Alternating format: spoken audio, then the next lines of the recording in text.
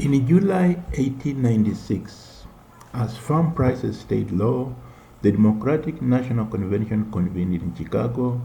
All talk was about how the populists and their supporters were turning the 1896 campaign for the presidency into an epical battle of the standards. At the convention, William Jennings Bryan from Nebraska dismissed the pleading of the party's financial leaders. You come to us and tell us that the great cities are in favor of the gold standard. We reply that the great cities rest upon our broad and fertile prairies. Burn down your cities and leave our farms, and your cities will spring up again as if by magic. But destroy our farms, and the grass will grow in the streets of every city in the country. Speaking for the party's majority, Bryan challenged gold backers at home and abroad. You shall not press down upon the brow of labor this crown of thorns. You shall not crucify mankind upon a cross of gold. The financial leaders in Europe and the world watched in shock as the assault on gold standard challenged the very structure of the international economic order. The United States was the world's largest economy, biggest borrower, and most important international destination for capital and people alike. Now it posed the greatest threat to the global economic order.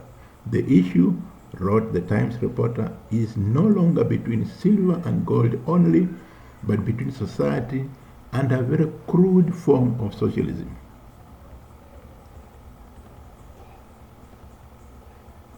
New gold discoveries brought more of the precious metal onto the market, and as the supply of gold grew, prices rose. By the end of October 1896, as the American election came near, the price of wheat was nearly 50% higher than it had been over the summer. On November 3rd, American voters narrowly defeated the Democrats and their assault on the gold standard. The Republican presidential candidate William McKinley won the elections of 1896 thanks to the rise in farm prices, which helped take the edge of discontent, especially in districts wavering between the Democratic populists and the Republicans. In the end, the slim margin sufficed to bury Bryanism, silverism, socialism, and all the revolutionary proposals of the Chicago platform beyond hope of resurrection in this generation. And so ended the Great Depression of 1873 to 1896. In its place arose the crowning achievements of the Golden Age, 2 decades of growth and globalization. The years from 1896 to 1914 were the high point of international economic integration. The 1873 to 1896 deflation halted and threats to global capitalism dissipated. The opening years of the 20th century were the closest thing the world had ever seen a free world market for goods, capital, and labor. It will be 100 years before the world returned to that level of globalization. In addition, this integrated international economy grew at its most rapid rate in recorded history. Many relatively underdeveloped countries also grew dramatically.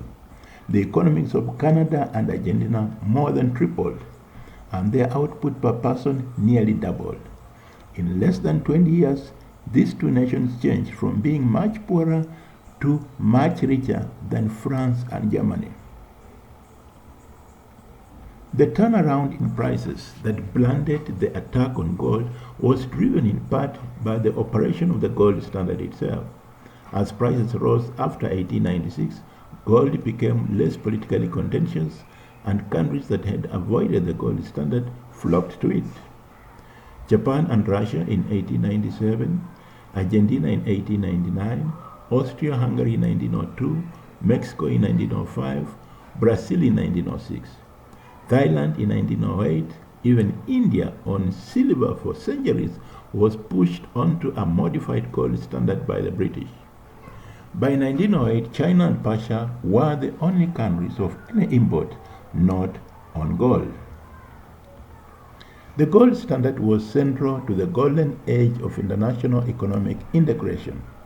It brought a stability and predictability that greatly facilitated international trade, investment, finance, migration, and travel. The gold standard was more important for international finance than it was for trade.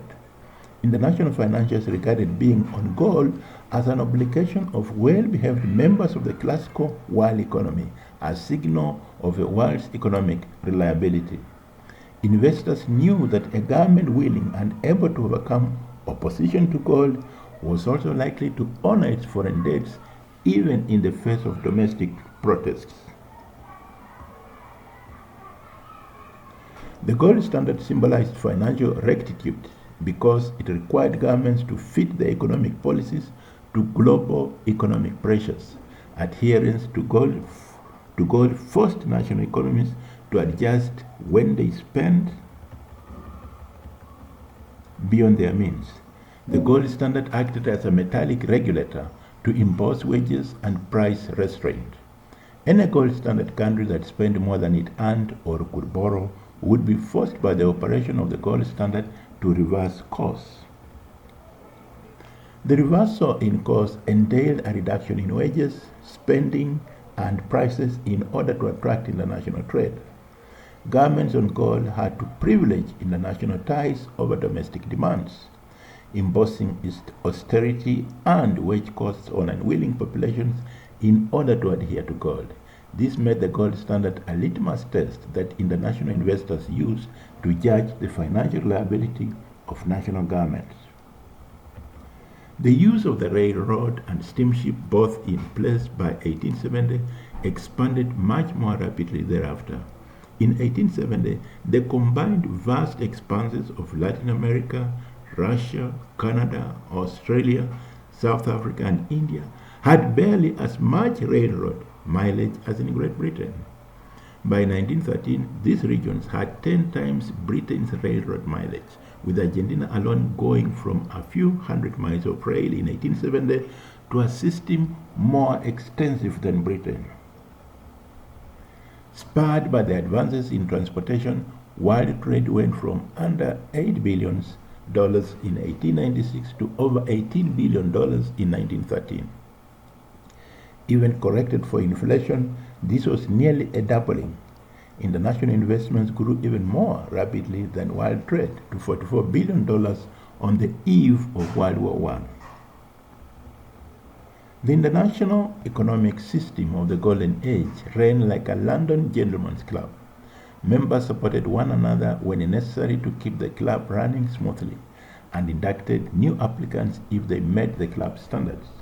The standards were high, a commitment to economic openness, to the protection of property across borders, to the gold standard, and to the limited government intervention in the macro economy. According to David Ricardo, the most influential classical theorist of international trade and proponent of the law of comparative advantage, countries should do what they do best, not in comparison with other countries, but rather what they do best relative to other things they do. Comparative advantage applies the principle of specialization to countries. The law of comparative advantage has clear free trade implications. Since a country always gains from following its comparative advantage and barriers to trade impede its ability to do so, trade protection is never beneficial to the economy as a whole. Government policies that keep out imports simply force the country to produce goods that are not its comparative advantage to produce. Trade protection raises the price of imports and lowers the efficiency of domestic production. The classical political economist reversed earlier mercantilist thinking. The mercantilists wanted to restrict imports and encourage exports in order to stimulate the national economy. The classical economists insisted otherwise. Imports are the gains from trade, while exports are its costs. Importing goods allows the nation to focus its productive energies on making goods that it produces best.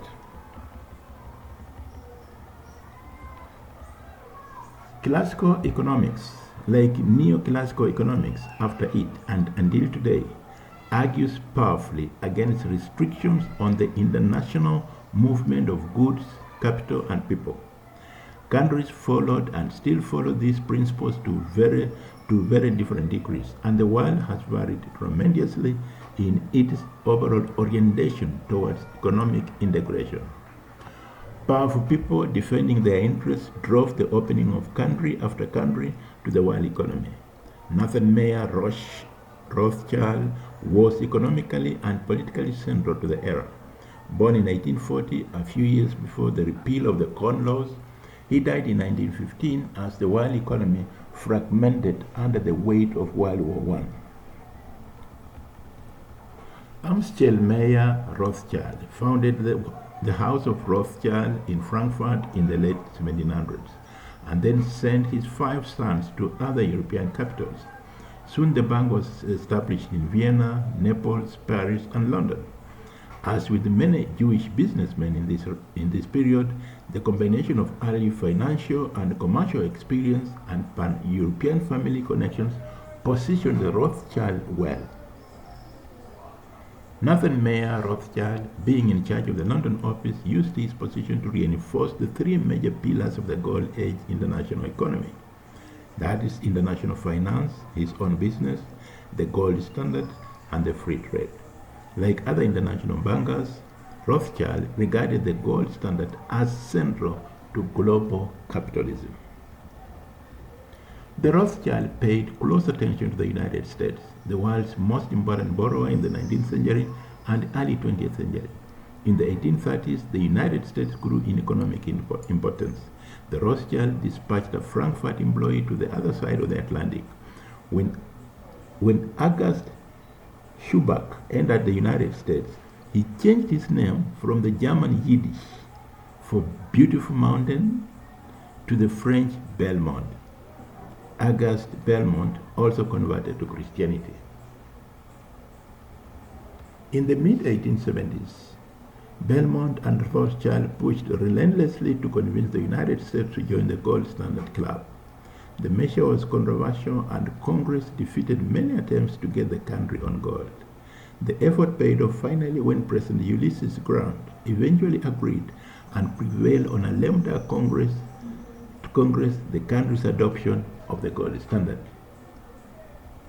As the price of gold rose relative to other goods during the Great Depression of 1873 to 1896, prospectors everywhere looked for new finds. No discoveries were as important as those in 1886 at Witwatersrand, South Africa, which turned out to be the most productive gold-producing region in the world. The gold and diamond mining interests eventually set British and Afrikaners on a collision course that culminated in the Boer War of 1899. By 1902, 500,000 British troops had forced all of South Africa into the empire, but at a high price. The war was difficult and lengthy. The economic appeal of free trade may be clear in the abstract and the aggregate, but governments need to respond to constituents who are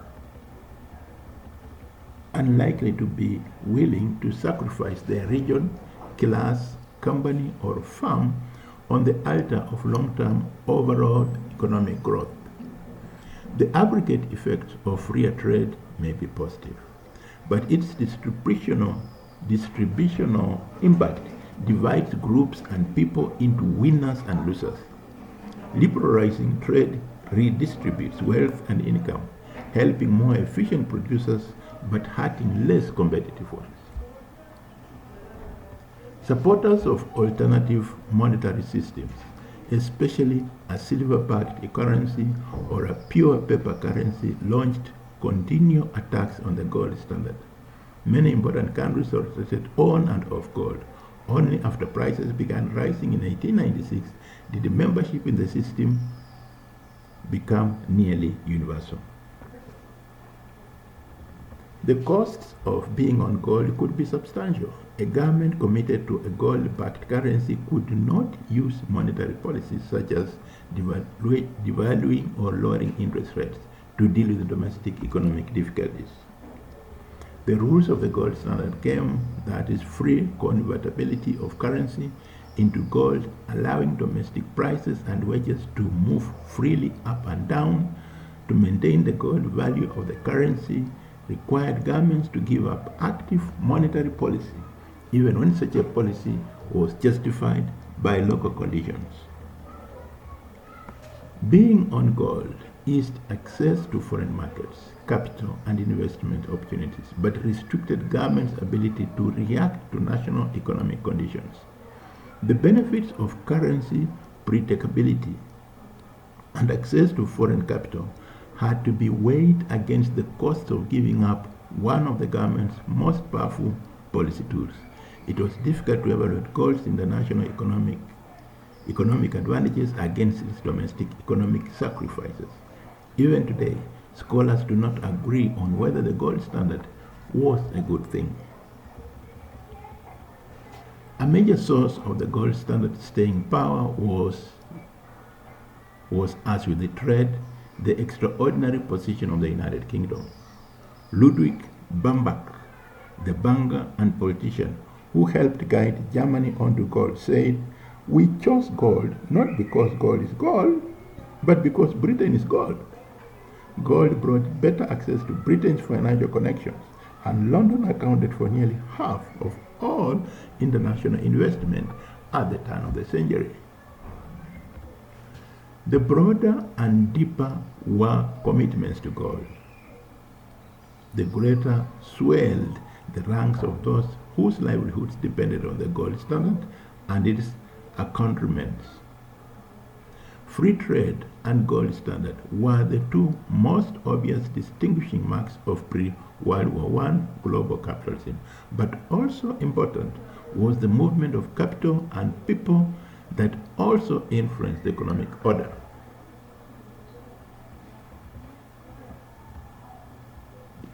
Enthusiasm for international investment and migration was not, however, universal.